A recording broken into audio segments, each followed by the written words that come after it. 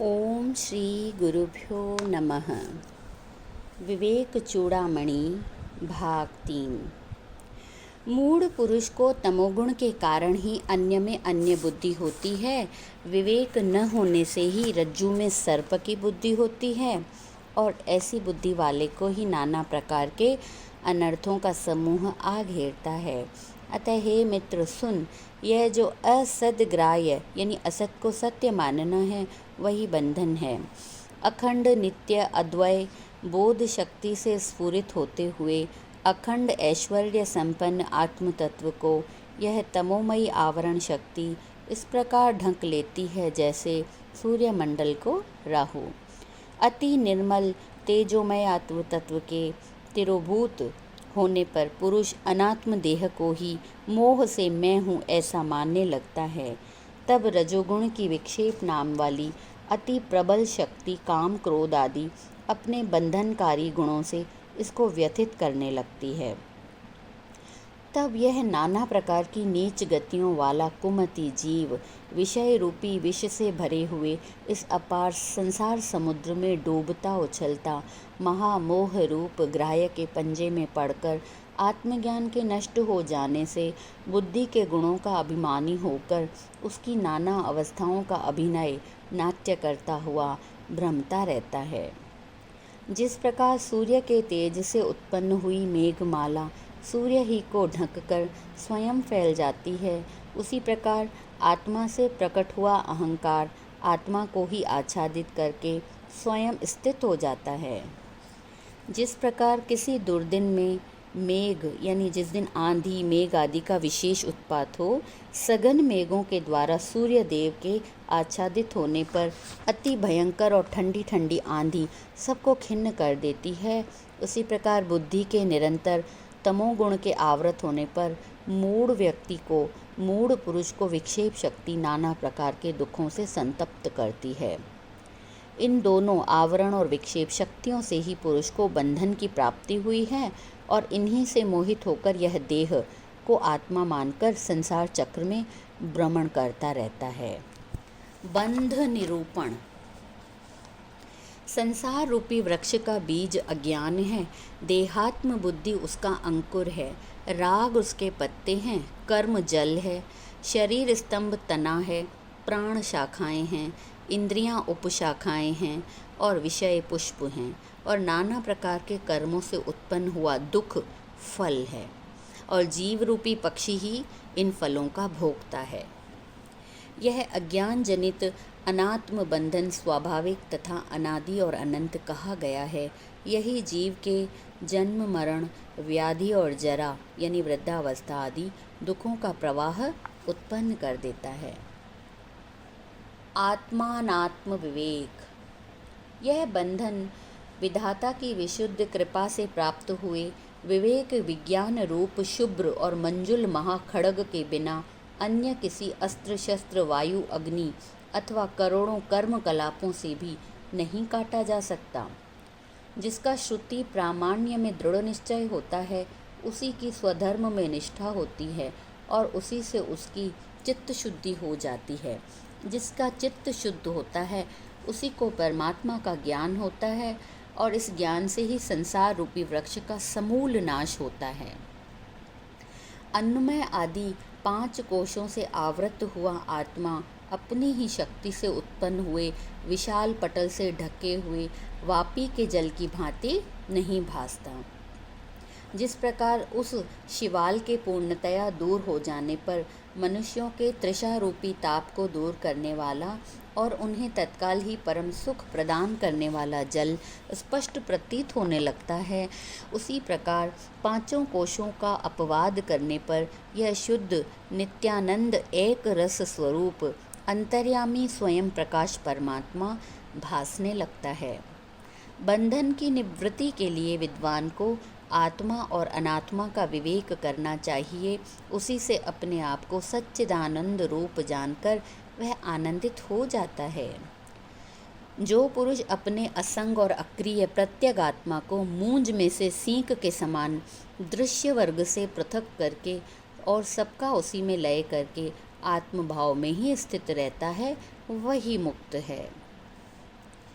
अन्नमय कोश।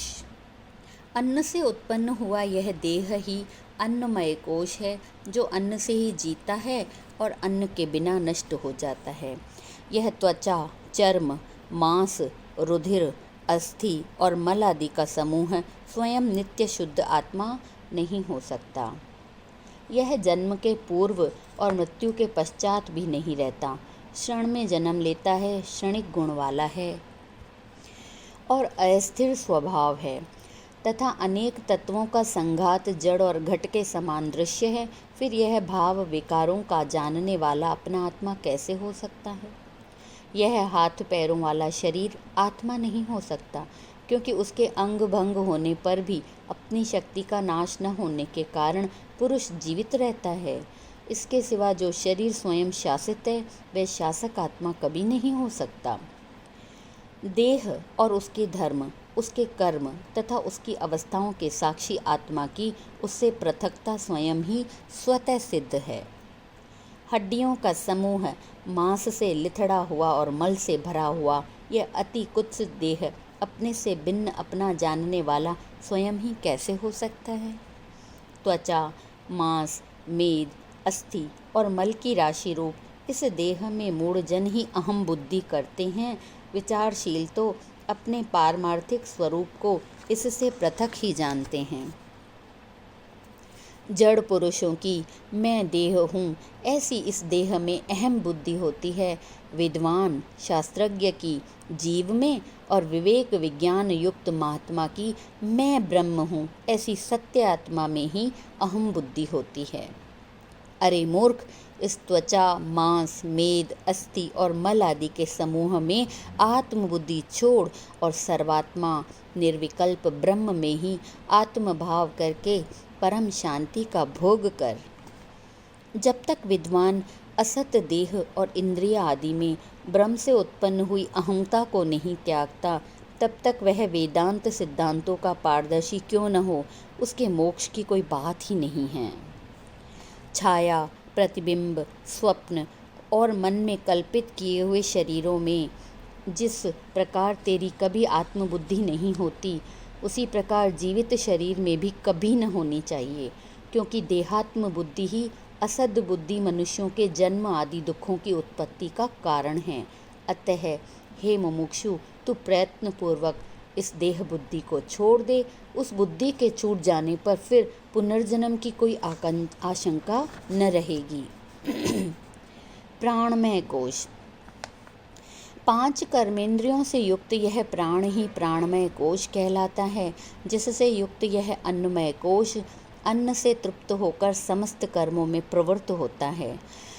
प्राणमय कोश भी आत्मा नहीं है, क्योंकि यह वायु का विकार है। वायु के समान ही बाहर भीतर जाने आने वाला है और नित्य परतंत्र है। यह कभी अपना इष्ट अनिष्ट और अपना पराया भी कुछ नहीं जानता। मनोमय कोश। ज्ञानेंद्रियां और मन ही मैं, मेरा आदि विकल्पों का हेतु मनोमय कोश है, जो नाम आदि भेद कलनाओं से जाना जाता है। और यह मनोमय कोश बड़ा बलवान है और पूर्व कोशों को व्याप्त करके स्थित है। पंचेंद्रिय रूप 5 होताओं द्वारा विषय रूपी घृत की आहुतियों से बढ़ाया हुआ, नाना प्रकार की वासना रूप ईंधन से प्रज्वलित हुआ यह मनोमय अग्नि यज्ञ संपूर्ण दृश्य प्रपंच को दग्ध कर देता है। अर्थात जिस समय इंद्रियां वासना रूपी ईंधन को जलाकर प्रकट किए मनोमय अग्नि में विषयों को हवन कर देती हैं, उस समय यह संपूर्ण प्रपंच लीन हो जाता है। मन से अतिरिक्त अविद्या और कुछ नहीं है। मन ही भवबंधन की हेतुभूता अविद्या है। उसके नष्ट होने पर सब नष्ट हो जाता है और उसी के जागृत होने पर सब कुछ प्रतीत होने लगता है। जिसमें कोई पदार्थ नहीं होता, उस स्वप्न में मन ही अपनी शक्ति से संपूर्ण भोक्ता भोग आदि प्रपंच रचता है।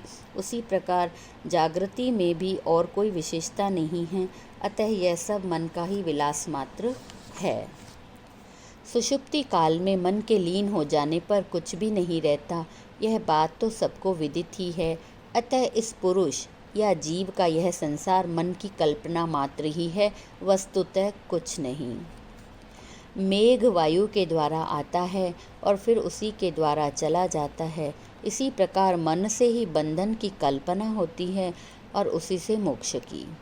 यह मन ही देह आदि सब विषयों में राग की कल्पना करके उसके द्वारा रस्सी से पशु की भांति पुरुष को बांधता है और फिर इन विषवत विषयों में विरसता उत्पन्न करके इसको बंधन से मुक्त कर देता है। इसलिए इस जीव के बंधन और मोक्ष के विधान में मन ही कारण है।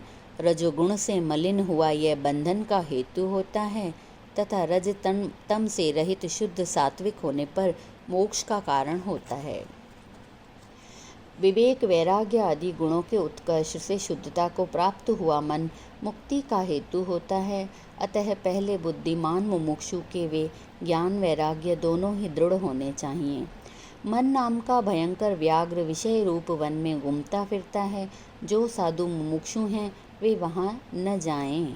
मन ही संपूर्ण स्थूल सूक्ष्म विषयों को, शरीर वर्ण आश्रम जाति आदि भेदों को तथा गुण क्रिया हेतु और फल आदि को भोक्ता के लिए नित्य उत्पन्न करता रहता है। इस असंग चिद्रूप आत्मा को मोहित करके तथा इसे देह इंद्रिय प्राण आदि गुणों से बांधकर यह मन ही इसको मैं मेरा भाव से अपने कर्म और उनके फल उपभोग में निरंतर भटकाता है।